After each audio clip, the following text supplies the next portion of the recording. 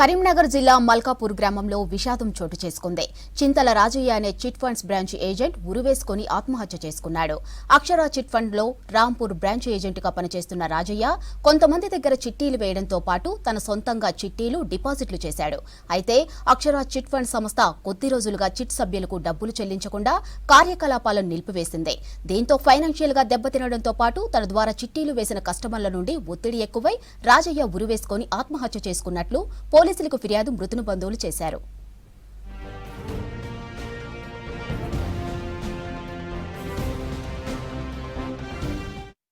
Chit fund దాంట్లో agent ఉండి కొన్ని ఎఫ్డీలు కట్టించిండు. ఆ ఎఫ్డీలు కట్టితే వాళ్ళు మూతేసిన వాళ్ళే ఆ ఎఫ్డీ అమౌంట్లు అడగడానికి మా ఆయనను అడుగుతారు అన్న మనస్తాపానికి గురై ఆయనతో ఈ ఊరేసుకొని ఈ నిర్ణయం తీసుకున్నాడయ్యా.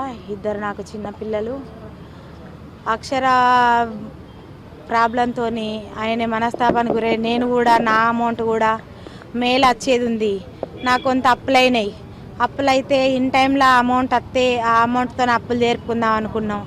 ఇన్ టైంలో ఈ అమౌంట్ వచ్చే విధంగా కాకుండా ఆయన మూసేసుడు చేయబట్టి నా భర్త ఇంత నిర్ణయం తీసుకున్నాడు. అయ్యా నాకు న్యాయం చేయగలరు, ఇంకా మెచ్యూరిటీ అయ్యేటివి ఉన్నాయి అవి వాళ్ళందరూ వచ్చి అడుగుతారు అనుకున్నాడు ఎఫ్డీల గురించి.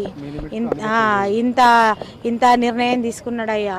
వాళ్ళు వచ్చి అడిగితే నా పరువు పోతుంది అనుకున్నాడో ఏమనుకున్నాడో నాకే విషయం చెప్పకుండానే ఇంత నిర్ణయం తీసుకున్నాడు అయ్యా.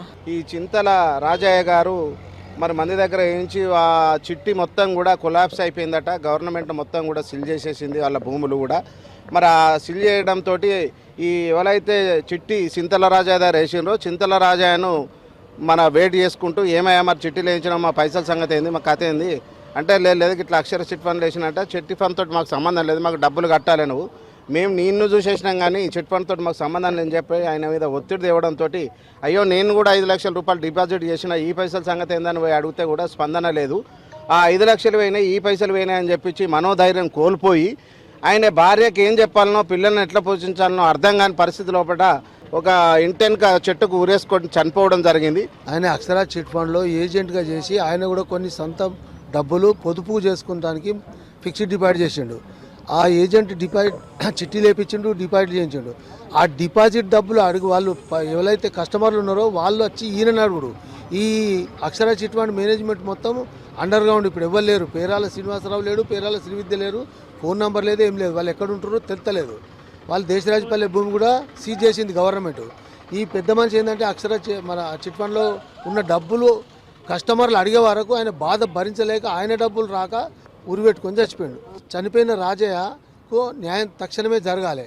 గవర్నమెంట్ దీని మీద యాక్షన్ తీసుకోవాలి. ఇప్పుడు మొన్న దేశరాజపల్లె భూమి ఏదైతే ఉన్నదో అటాచ్ చేసి అట్లా ఆయనకు ఉన్న మొత్తం ఆస్తులు అటాచ్ చేసి ఆయన భార్య పేరాల శ్రీవిద్యను పేరాల శ్రీనివాసరావును లోపటేసి ఉన్న ఆస్తులన్నీ గవర్నమెంట్ హ్యాండ్ ఓవర్ చేసుకొని మాలాంటి బాధితులందరికీ న్యాయం చేయాలని మేము గవర్నమెంట్ను కోరుతున్నాం.